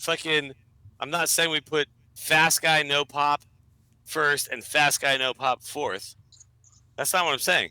I'm saying you put definite leadoff hitter first, and then potential leadoff hitter who also has pop fourth. You see? All right. Well, those are unicorns. That's the thing. The Giants don't have that guy. So in the absence of that unicorn, they got Jorge Soler. That's it. Right. That's Mike. That's Mike Yastrzemski. No, that's Mike Yastrzemski. No, see, no. He's number 4. I don't agree. He's number 4. Yeah, he's number 4. With that either. All right. No, I get it. Number 4. Hey, but let's be honest though. Last year and with Kepler, traditionally, we had a freaking different lineup every single day. There was no consistency to it. Now, I'm not saying Bob Melvin's going to be I would like a him heck to of a lot know more. where they're going to be. There's going to be more consistency, I'd say. Not as there's just going to be more. Not traditional, but it's going to be better. And I'm looking forward to that because it was really tough to be just like, boop boop. Computer says do this. It's like. Yeah, they're going to rely on the analytics and certain things, but they're not going to let the computer construct the lineup every day. We put in righty. Yeah, no, I know. That was stupid. Yeah, I was really getting old after a while. All right. So, the whole lineup thing fucking blew up in my face, I guess, because you guys are bad at this. All right. It's no... Just agree to disagree. It's all good. No. Aren't we supposed to argue more? Isn't that what we heard? That's right. I'm supposed to tell you you're a freaking idiot. You don't know anything about baseball. All right. Have you ever watched baseball in your life? This is why you're wrong. So just go to baseball school in 1932, man. What the hell? Before we call it a day, I do have one more question. How many games did you play? Out of the bullpen, is there one guy that you think might be a fucking surprise that we're gonna be like, oh shit, this guy's fucking way better than we thought he was? I think Jelly's gonna have a good year. I think he's emerging. Yeah, Jelly. I think this year's gonna do it. Yeah. You think 6'11", 228, big ass motherfucker is Sean Jelly? Yeah, no Randy Johnson, I like that. I like that pick. No, I think so. Eric, do you have any rando that's going to come out of the fucking bullpen? That's going to be. I don't. I haven't looked at the roster enough. I'll be honest. Well, so we always have that one guy out of the bullpen. And we're like, this guy's fucking awesome.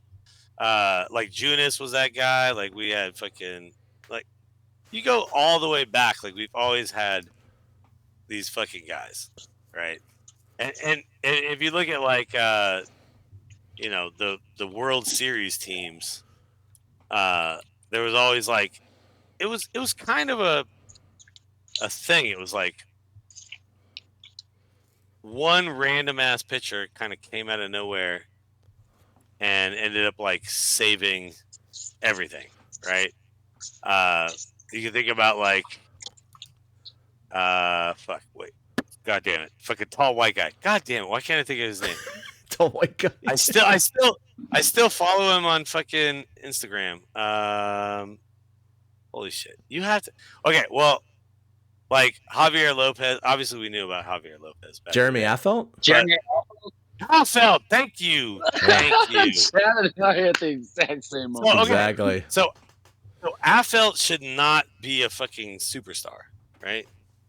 Let's think about it for real. It's going up on that wall.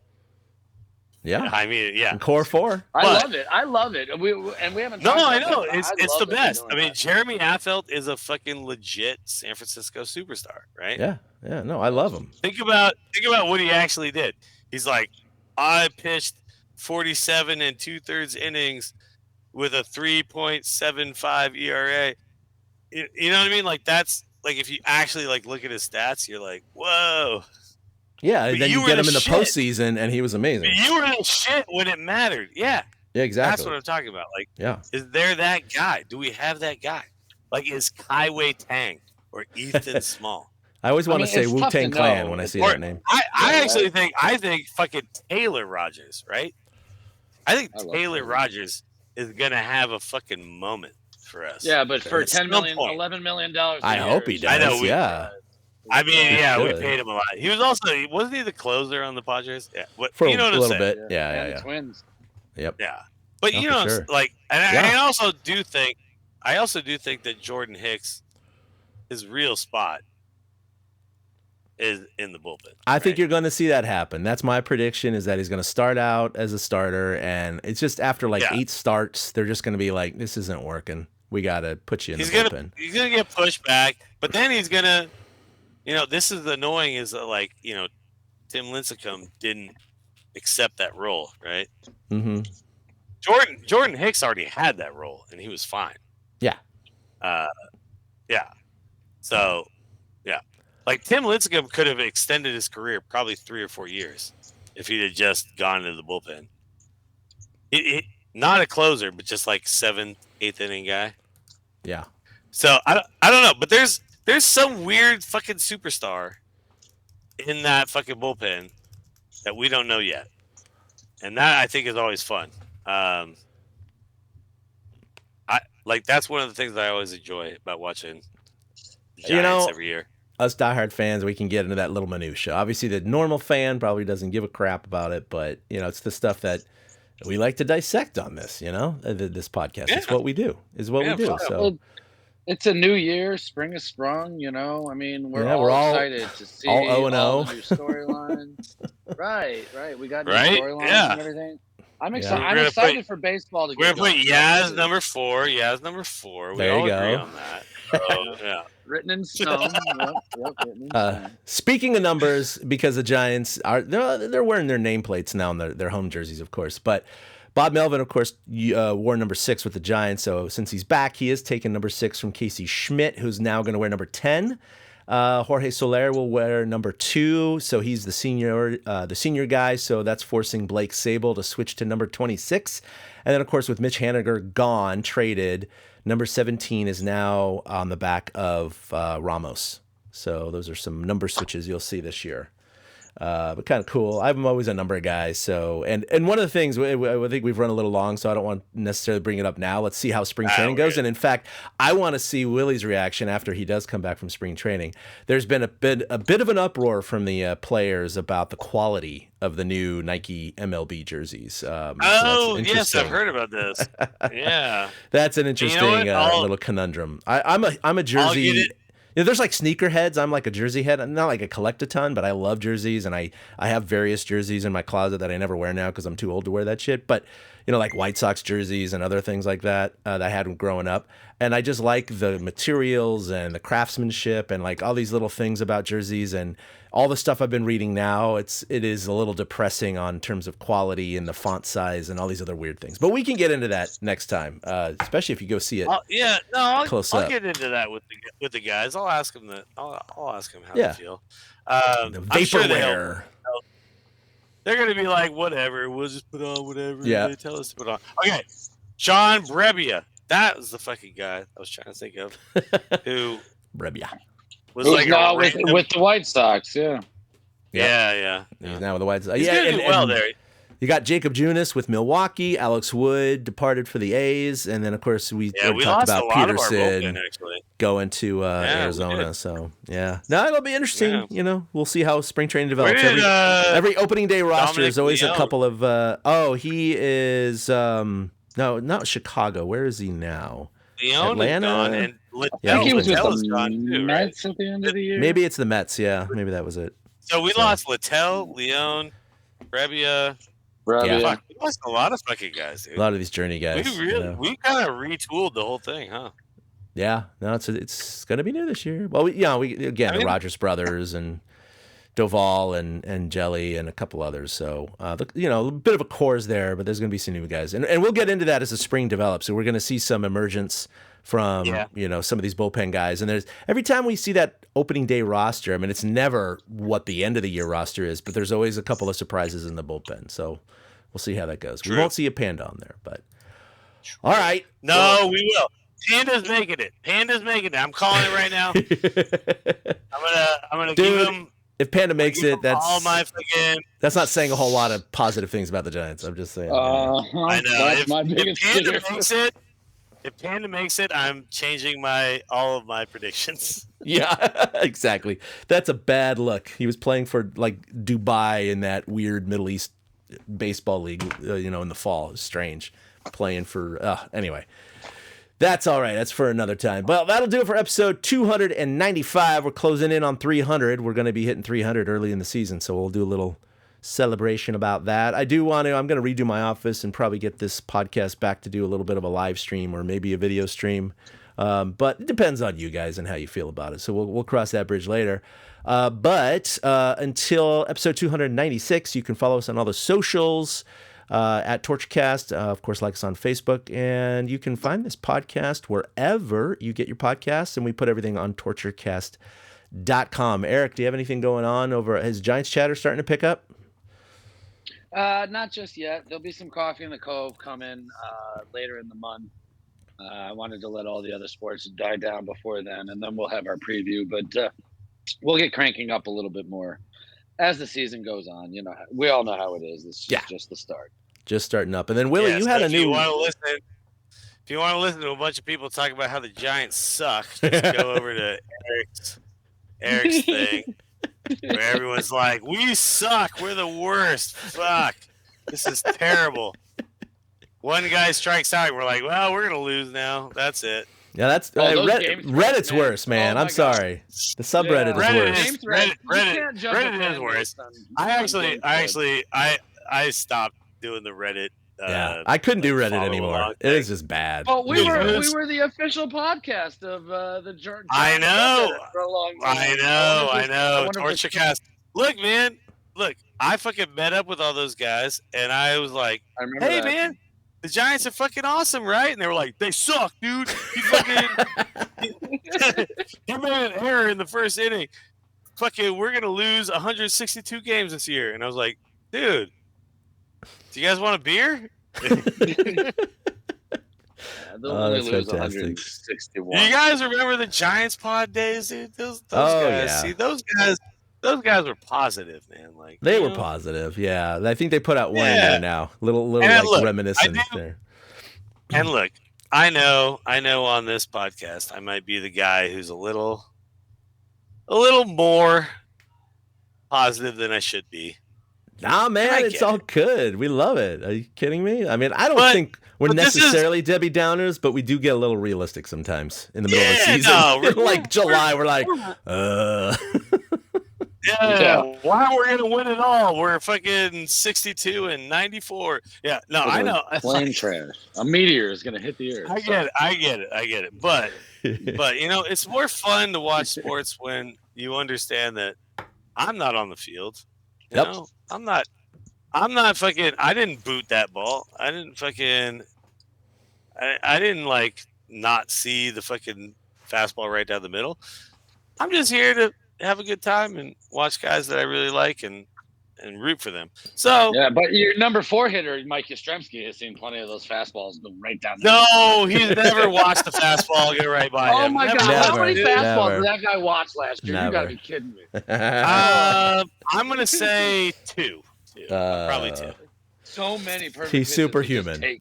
Yeah, no, exactly. I know. It was a lot. But okay, but you know what? I will say this, Eric, and I hear you. I hear you and I see you. I hear you and I see you, and I'm listening to you. I'm acknowledging. But I think Yaz was a victim of the system. Oh, very much. I think Bob Melvin is not going to tell him, "Hey, sit curveball with 2 strikes." I think Bob Melvin's going to go, "Hey, man, just fucking whatever you ball, feel. hit ball, bro. Yeah, whatever you feel, man. See ball, hit ball." You know what I mean? And I get the feeling Yaz is going to get like 30 plus doubles this year. He will strike out a lot too, but he's also going to yam a bunch of fucking balls into the Cove too. He's going to, I think, probably five balls into the Cove. Ooh, that's a high number for one player. That's a high number, I know, but he's already done a bunch. Yeah, he's already done a bunch. You know what I mean? He's got that swing. All right, so you were asking me what I got. You had a new podcast, didn't you, recently? Well, kind of, but I'm working on it. But the main thing I'm going to tell you guys, I'm going to spring training. Absolutely. Now, here's the problem. You remember that thing called Twitter? Remember that? I don't know what you're talking about. That shit was cool as fuck, right? Remember that? Yeah. Once upon a time, yeah. It's all broken now. Elon Musk bought it and made it X. Yeah, he's still Twitter. It's pretty ruined right now. Sign on top of the fucking building, and then I live in San Francisco. Like he really fucked this shit up. Yeah. So anyway, I deleted my Twitter account. I'm no longer on Twitter, which is annoying because that's where we talked about fucking rally enchiladas and shit. You know what I mean? So it's annoying. So Elon Musk, you fucking made my life worse.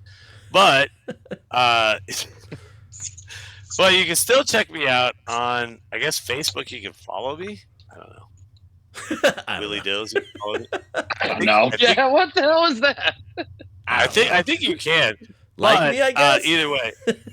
Yeah. Either way, I'm gonna be. Yeah, I'm not going on Twitter anymore. Threads, I think you can still do. I'm Willie Dills everywhere. I'm just There you never go. gonna go on Twitter ever again, dude.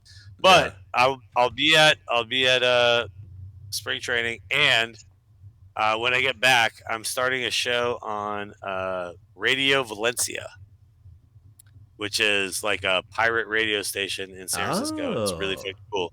Yeah, I put all the stuff in. It's gonna be very cool. It's not gonna be sports related, although I will talk about sports.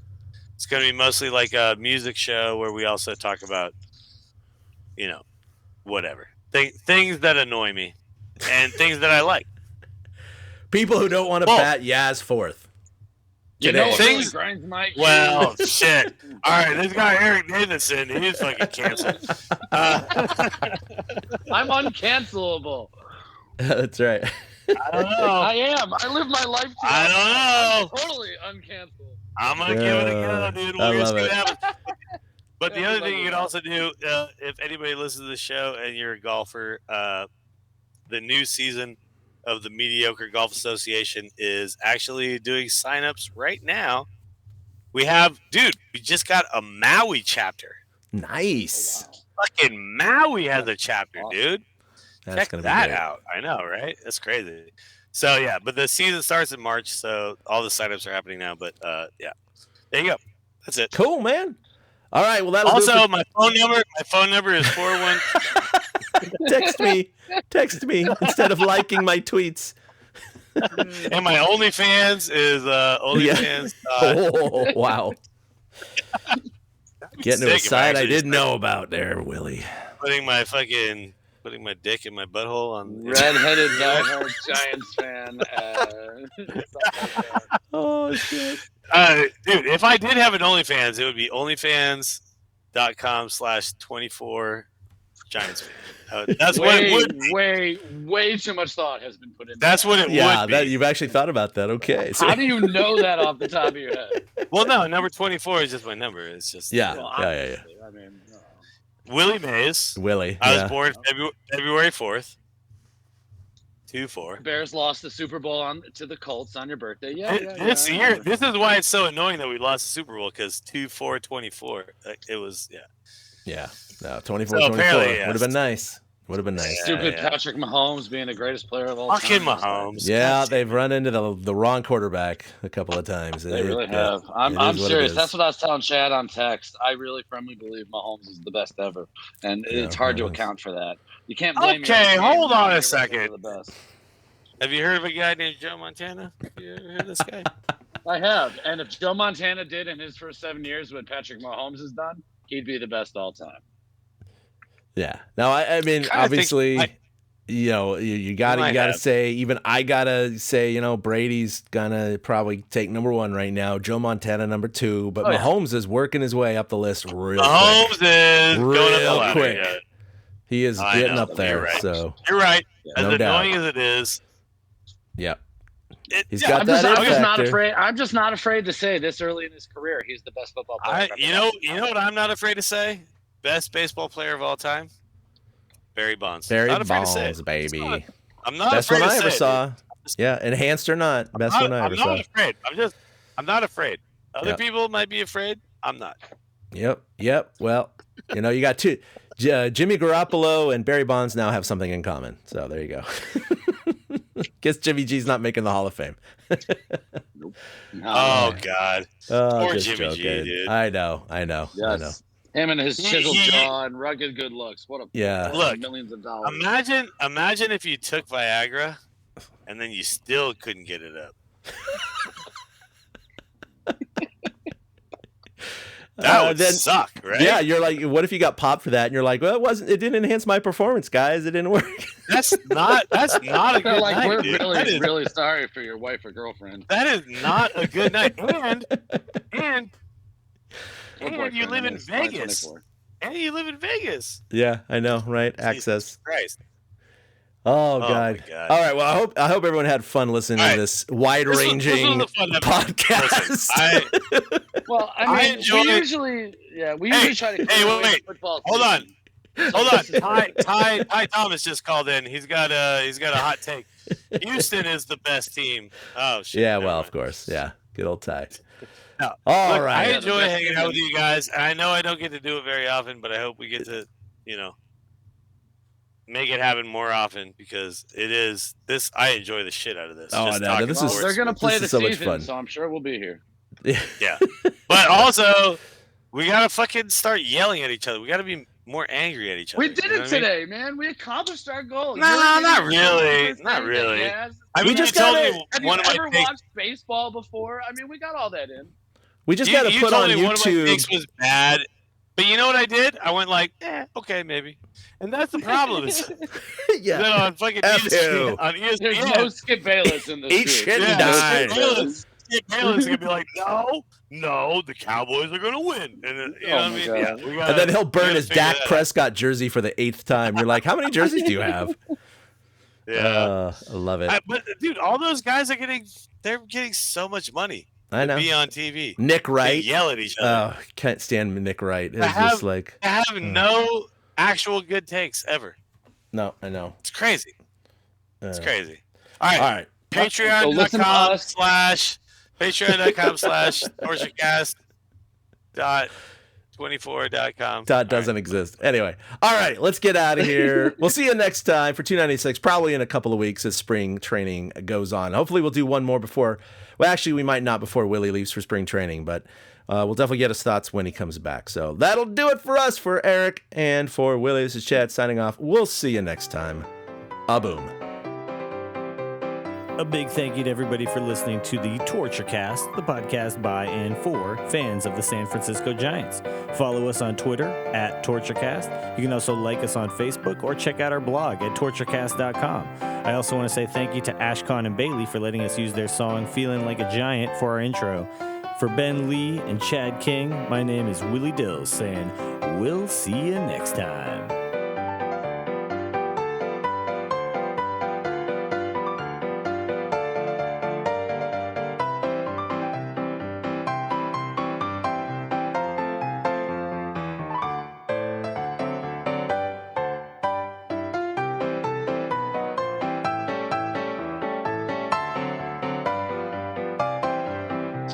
His little heart had never been broken by the 49ers. No, It it was just, he's just a sweet boy. He had no idea what was coming. He was Oh, so God. innocent. So innocent. Oh, man. Fucking 49ers. Yeah, I know. I had to drag him in this year and really get him entrenched, and I got Yeah, we you're got like, we, hey, we man, got this is all really the fun, way dude. to the last game, to the last play of overtime, and it just Dude. fucking didn't happen. Football is so fun, kid. Let's go. Let's watch it. And then he was like, "Fuck you, Dad. This is the worst." You know, it was No, okay. it wasn't funny, but like he was like the whole season going all those games, getting the merchandise, Yeah, and we went to that epic NFC Championship, which was unbelievable, and now that all means nothing. I was like, I know. bro, I know. bro. Now, no, he gets it. No, he gets it. He's got the right response. That is the correct response.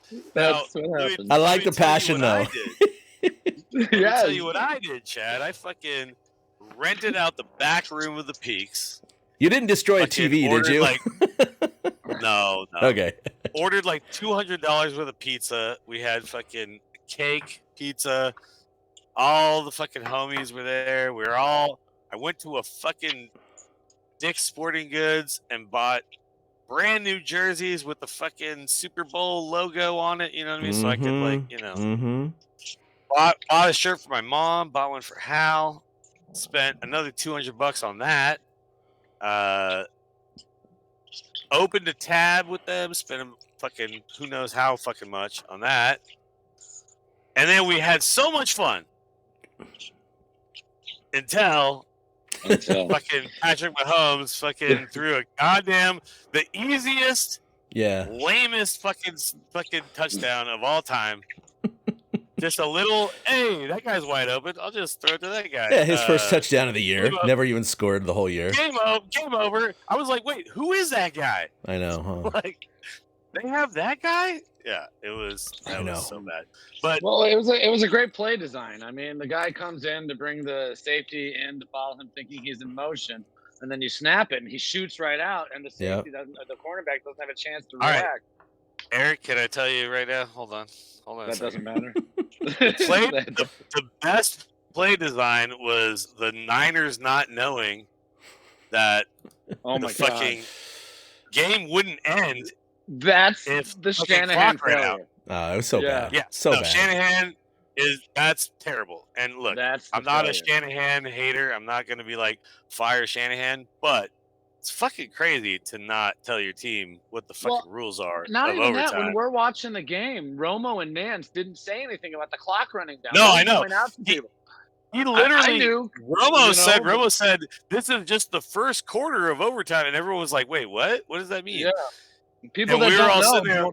Yeah. Yeah. And I was sitting there like, I know what that means. That means that the game doesn't end if the clock runs out. But I was the only one in the fucking whole place who apparently knew that. Dude, I had people coming to me the next day going, "Oh, can you believe that? The Chiefs scored with just 3 seconds left in overtime." I'm like, that wouldn't have mattered. And they're like, yeah, it would have. It would have ended and they would have lost. And I'm like, no, dude, that's not how it works. So, like, people were still confused by the rules. They took advantage of the fact that the Niners weren't set. They weren't ready. Like, they were all standing around, like, waiting for a timeout. They thought they were going to call a fucking timeout. Yeah, because they thought that it was running down there. They didn't realize. Yeah. They thought 8 seconds left, and they were setting up, and they thought, oh, they're going to call a timeout. Literally, there wasn't even a dude covering that fucking guy. I know. And the most annoying thing about it all is there's this fucking, and I texted you about this, Chad. There's this fucking Chiefs fan who's a regular at my bar. I said a regular. Mm-hmm. He's a regular. We call him Kansas Dan because there's like 5 guys named Dan who go to this bar, right? So there's Cheese Dan because he works at a cheese shop, and then there's Golf Dan. No, I'm serious. I thought he was a Packers fan or something. No. Cheese Dan works. He literally works at he works at Whole Foods in the cheese department, and he's worked in that department for like fucking 30 years or something like that. Like, this is his career. Wow. Cheese guy. He's Cheese Dan. Love it. But then there's Golf Dan, and then there's Dan E, and then there's fucking Kansas Dan, who lives in SF but won't stop fucking talking about how he's from Kansas. And we're all like, dude, we know. We get it. But then he came in. I closed last night. He came in, and we started talking about the game, and I was like, first of all, I'm going to talk to you, and we're going to be chill. Don't you fucking start giving it to me, dude. Like, I was like, don't start fucking getting all cocky. And then you know what he did? He started getting all fucking cocky, dude. He was like, just so you know, dude, the Super Bowl is going to go through Kansas City for the next, and he's not wrong, but right. He's not wrong, but it's not what I want to hear right now. And and then this other dude next to him literally said, he was like, man, I just wish we got a do-over, which is dumb, which is like, come on, what the fuck are you talking about? But Kansas Dan, the words out of his mouth were, I mean, fucking do it again. We'll win again. And I was like, all right, shut the fuck up. We went to fucking overtime, you bitch. And I was like, I zeroed in on his ass. And I was like, I get it. You beat 3 good ass teams to get to the Super Bowl. But we went to fucking over. It was the longest Super Bowl of all time, essentially. Yeah, right? I mean, you literally got to the coin flip. I mean, the game could have gone either way. Yeah. I mean, it's just like, you can't be cocky. Like, if we had won, there was no domination. Let's put it that way. No domination whatsoever. I will tell you, there was one domination that happened, and it was our offensive line apparently Well, forgot to block fucking the best defensive tackle in football 9 fucking times in the game, which is like insane to me. yeah, they had there 9 you go. unpressured or unblocked 9 pressures. unpressured. Yeah. So people are like, Brock Purdy didn't come through, and I'm like, okay, motherfucker. Brock played fantastic. He led a scoring Brock drive played each of the so last good. 3 drives. Like, what? You can't do much Exactly. more than that. The Niners were down 3 going into the fourth quarter. Yeah. And then we went into overtime. And we only went into overtime because a fucking blocked extra point. Brock did everything he could fucking possibly do. He did, Yep. whatever. Whatever, man. I know. That's what's frustrating is like when people don't actually fucking watch the game. Like, because I watch the game and I'm hurt and I'm, you know what I mean? Like, my body hurts. But, and Chad, you know this, but at least we both fucking watch the game. We actually know what fucking happened. Like, Every single He's goddamn play. these talking heads are fucking idiots, and this is why it frustrates me that we're not like why are we not getting paid a fucking shit ton of money to be on ESPN yelling at each other? There's a lot of reasons for that, but we Yeah. won't cover those. We need to start yelling at each other more. Apparently, like that's what everyone wants to watch. They just want to watch. Everybody Right? You got to have shtick. You got to have the clickbait. You got to have the viral clip. That's what it's all about. Like, look, 4 out of 5 of these guys, that's what they disagree. care about. We disagree with each other all the time on this show, but we don't fucking yell at each other. Maybe we should. That's what we should start doing. I was about to Yeah, say. I know, right? Yeah. Let's fucking start yelling at each other, and then let's call fucking Fox Sports 1 and be like, look at us. They won't care, though. They're like, wait, are you guys covering the Dodgers or the Yankees? Yeah, you guys cover the Giants? Oh, God. Sorry. Oh, no, we don't care. We don't care about that. Nobody cares about the Who Giants. cares about the Giants? Giants. God. Motherfucker, we have the fucking grandson of the wind, bitch. Oh, all right.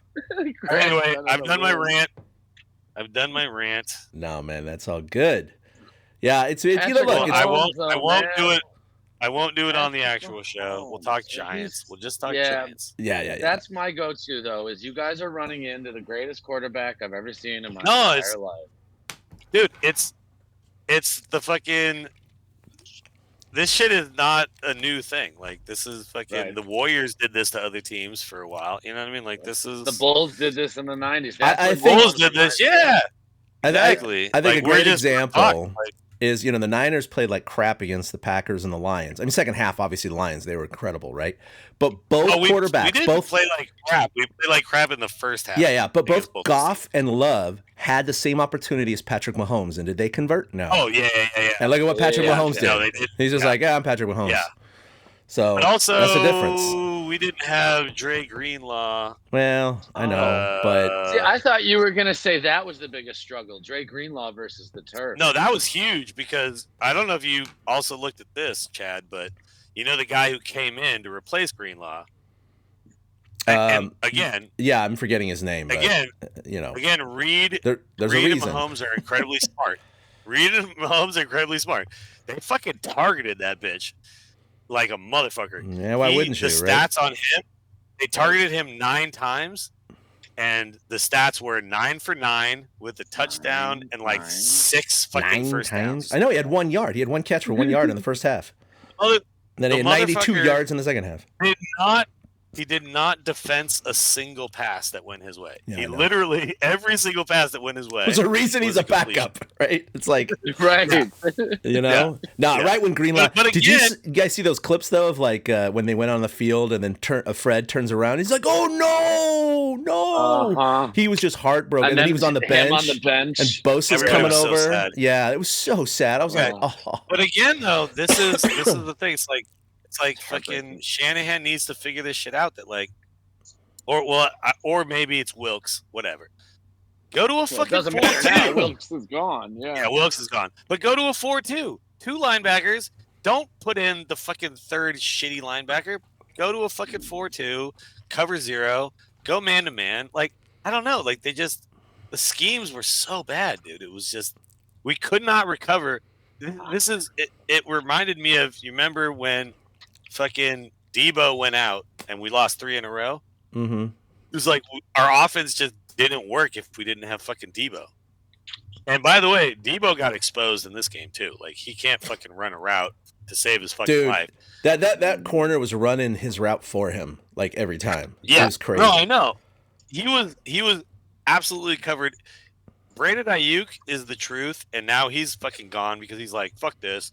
They didn't even throw to me, and I was wide open the whole goddamn game. And then the offensive line is so bad that George Kittle can't even run routes because he's fucking blocking every goddamn play. Yeah. To shore up our shitty ass fucking offensive line. And whatever. All right. Anyway. Look, yeah, man, I'm get salty, it all dude. out. You I'm should salty. be salty. I'm salty, and I watched that game. I actually watched it. You know what I mean? Like I actually watched it. So.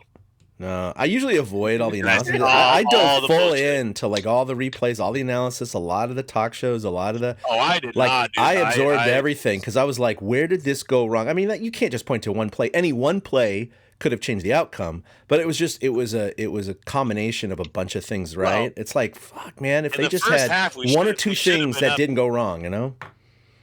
No, we should have been up 21 to fucking 3 after the first Dude, half. after the first half, it felt like they were up by 3 touchdowns, but they weren't. It was you know? 10-3. It was 10-3. Yep. It should have been 21-3. They were dominating the game up to that point, and I knew it. Like, Yeah. I was there sitting with my son. I'm like, he was all happy. He's all, hey, they're winning at halftime. I'm like, bro, the problem is that they had the opportunity to score I so much said the more. And I same said, shit. you leave the door open for the Chiefs and Mahomes. It's just one touchdown. That's it. It's like, come on. I wish I was watching the game with you, Chad, because you would have been the only other I was motherfucker so who would have worried. understood what I was saying. Like everyone was like, "Yeah, 10-3, let's go! Shots, shots, shots, shots!" I was like, "Guys, it should be 21-3 right now." Like fucking McCaffrey fumbled. What the fuck? I was like, we were running the fucking ball down their throats, and we just could not score a touchdown. Kyle Shanahan goes, well, second half, let's pass the ball every time. It's like, what's going on here? Yeah. It's like, well, I will say McCaffrey, you did see the play where he got bent backwards or whatever. I think he wasn't God. right. Yeah, his leg He was out for out. he was out for like 3 series after that. Then he did come back, but I'm sure he was on the sideline like getting all kinds of weird fucking bullshit done on him. He wasn't healthy by the end of that game either. So whatever. Williams goes holding, false start. You're like, come on, man. I could talk all about the bad luck, but the truth is we got out schemed, out coached, and then fucking Patrick Mahomes did Patrick Mahomes shit. Chiefs adjusted And it. Chiefs adjusted at the half, and Shanahan got out coached by Reed. Period. And they weren't prepared. Even Chris Jones knew the overtime rules. They didn't have an answer for Spagnuolo bringing the blitz. No, I know the blitz on Purdy that needs to change, and the other thing that's why the offensive line is the fucking problem. Literally, it's the fucking problem. The offensive line is absolute garbage. It was all year too for you guys. It was. Every time we destroyed people, it was because they weren't blitzing and fucking Purdy was just carving people up, right?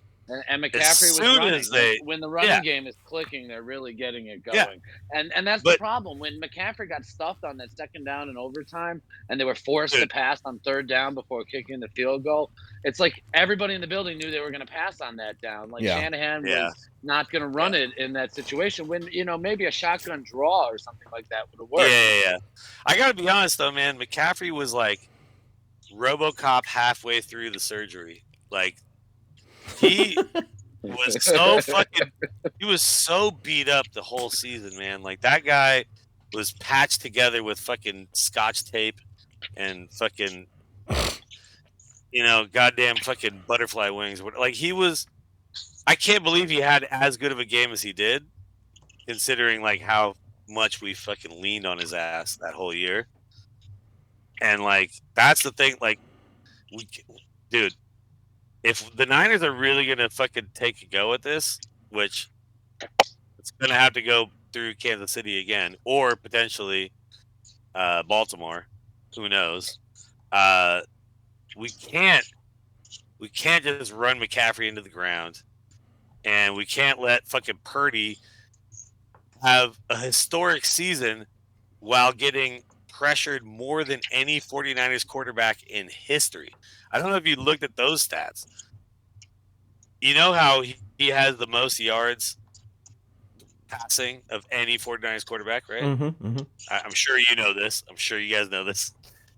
Now look at pressures on Brock Purdy. Fucking Joe Montana was chilling. He was just sitting in the pocket looking for Jerry Rice.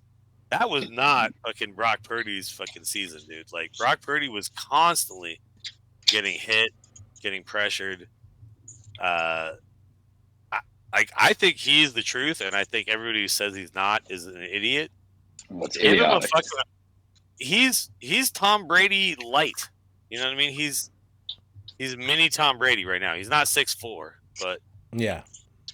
But he has that. He has that in him. Nah, he's got so much more he can do. Yeah, he's got so much more he can do. He needs to be able to sit in the pocket and actually fucking do his reads. Like, I was just so happy to see him instead of Jimmy G. By the way, that was funny when he got popped for PEDs. Yeah. I was like, oh, Jimmy, what are you doing? doing? Oh my God, right? He's suspended. That was hilarious. Raiders are gonna drop his ass. You know. Oh yeah, totally. Performance got enhanced. By the way, what the fuck? I think what it was is I think he took a drug that wasn't on the approved list and didn't get approval. It had to be Viagra, right? It could be exactly something like that. He's in Vegas now, dude. He's fucking all those. You know, the man that handsome. I mean, does he need the house? Who knows? He's like, look, bench me, coach. I don't give a fuck, dude. I'm a fucking. No, instead they put in Aiden O'Connell. Hit up the Bunny Ranch. High school. Yeah, that's right. Their quarterback, Aiden O'Connell, went to my high school. He grew up in my hometown. Oh, that's funny. So this is another. I mean, dude, me and you should just do a YouTube video of just us breaking down this fucking 49ers team, because all the goddamn media who said that Purdy sucks, one of their arguments was like, well, Jimmy G was winning with this team. It's so different. That's the dumbest ass argument. I mean, Trent Dilfer won with the Baltimore, Ravens. Does that mean he? Oh, come on. Also, stupid. Right. But Jimmy G was winning with this team, right? After Trey Lance went down. Yes, we know this. But it wasn't fucking running away. Like, as soon as Brock Purdy came in, it was like, holy shit, we're destroying everybody. It like the whole thing changed. Jimmy G was barely getting away with fucking victories, and he was still doing the dumb Jimmy G shit where he just launches the ball. A lot of overthrows. He can't escape the pocket ever. If the pocket collapses, he's done, dude. Brock turns his back and fucking all of a sudden he's, like it. That's the kind of shit I want to like break all that down at some point with somebody, because it's like I just want these motherfuckers to actually be smart, Like, yeah. But they're not. And this is what's frustrating about us doing this show.